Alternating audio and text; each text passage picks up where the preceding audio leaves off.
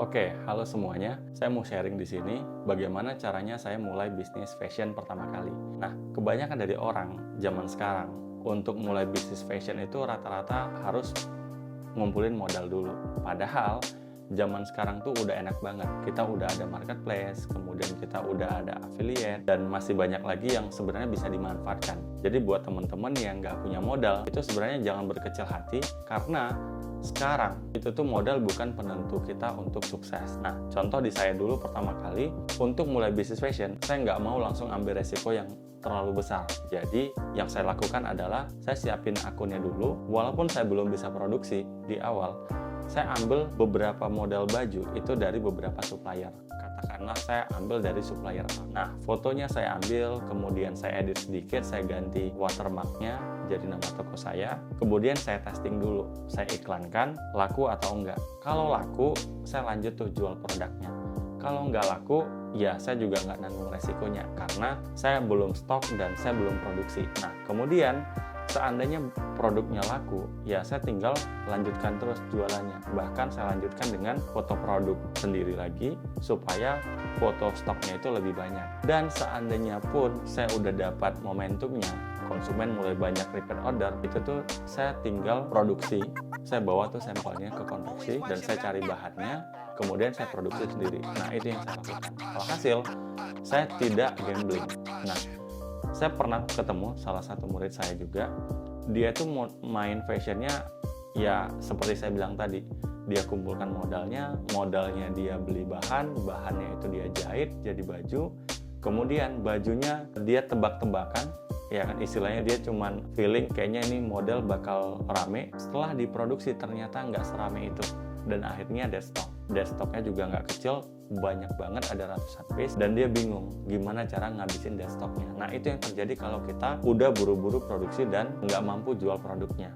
Nah, yang saya lakukan itu tuh bisa minim resiko. Jadi seandainya produk yang kita testing tadi ternyata nggak laku, ya kita tinggal ganti supplier. Jadi zaman sekarang tuh enaknya ya seperti itu. Kita bisa jadi dropshipper dulu, jadi reseller dulu. Begitu trafficnya ada, momentumnya ada, itu tuh kita tinggal lanjutin aja. Nah, terus masa iya sih kita harus jadi dropship terus atau reseller terus? Enggak.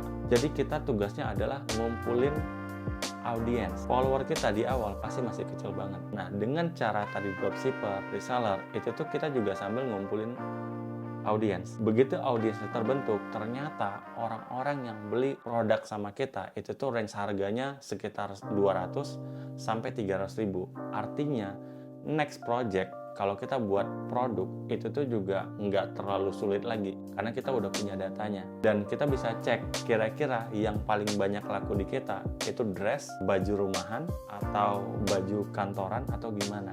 Nah, kita punya datanya. Nah, kedepannya kalau kita mau produksi, kita tuh nggak perlu nebak-nebak lagi. Jadi tinggal ambil data sebelumnya yang mana, tinggal diproduksi yang sejenis atau mendekati gitu loh. Jadi buat teman-teman, sekarang modal itu bukan penentu sukses atau enggaknya, tinggal kitanya nih mau mulai dari produknya dulu atau ngumpulin market dulu. Kalau di saya itu tuh mending ngumpulin market dulu, karena kalau kita buat produk dulu baru nyari orang yang butuh itu tuh sangat sulit. Tapi kalau kita udah ketemu marketnya dulu, contoh kita dapat market mahasiswi, ya kita tinggal cari kira-kira fashion apa yang dibutuhkan sama mahasiswi, tinggal diproduksi tuh. Nah, produk-produknya.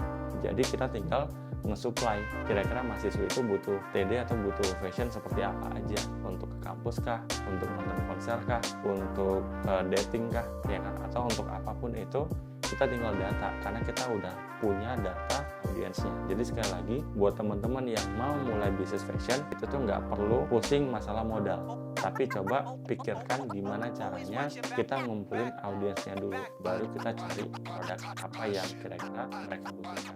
Oke, itu aja dari saya. Sampai jumpa di video berikutnya.